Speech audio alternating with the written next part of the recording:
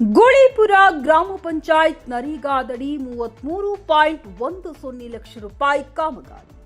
ಯಳಂದೂರು 2024-25ನೇ ಸಾಲಿನಲ್ಲಿ ಗೋಳಿಪುರ ಗ್ರಾಮ ಪಂಚಾಯಿತಿ ವ್ಯಾಪ್ತಿಯಲ್ಲಿ 33.10 ಲಕ್ಷ ರೂಪಾಯಿ ಕಾಮಗಾರಿಯನ್ನ ಮಾಡಲಾಗಿದೆ ಎಂದು ಗ್ರಾಮ ಪಂಚಾಯತ್ ಪಿಡಿಒ ವಸಂತ್ ಮಾಹಿತಿ ನೀಡಿದರು. ಅವರು ಮಂಗಳವಾರ ಪಂಚಾಯಿತಿ ಆವರಣದಲ್ಲಿ ನಡೆದ ನರೇಗಾ ಗ್ರಾಮ ಸಭೆಯಲ್ಲಿ ಭಾಗವಹಿಸಿ ಮಾತನಾಡಿದರು.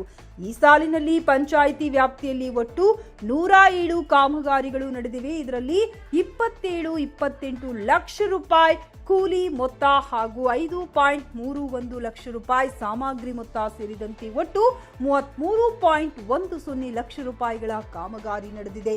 ಇದರಲ್ಲಿ ಸಿಸಿ ರಸ್ತೆ, ಚರಂಡಿ, ಸಾಮೂಹಿಕ ವೈಯಕ್ತಿಕ ಕಾಮಗಾರಿಗಳು ಸೇರಿವೆ ಎಂದರು. ನರೇಗಾ ಯೋಜನೆ ಒಂದು ಉತ್ತಮ ಯೋಜನೆಯಾಗಿದೆ.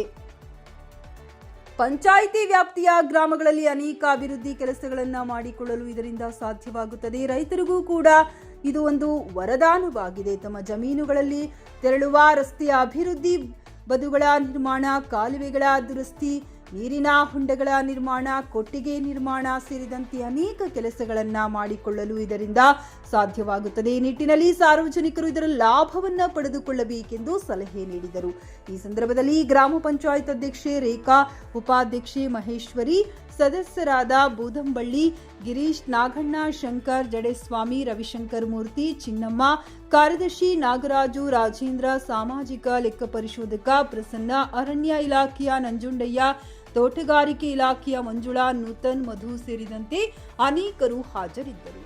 ವರದಿ ಅನಿಲ್ ಕುಮಾರ್, ಗೋಳಿಪುರ, ಟಿವಿ 11 ಕನ್ನಡ, ಚಾಮರಾಜನಗರ.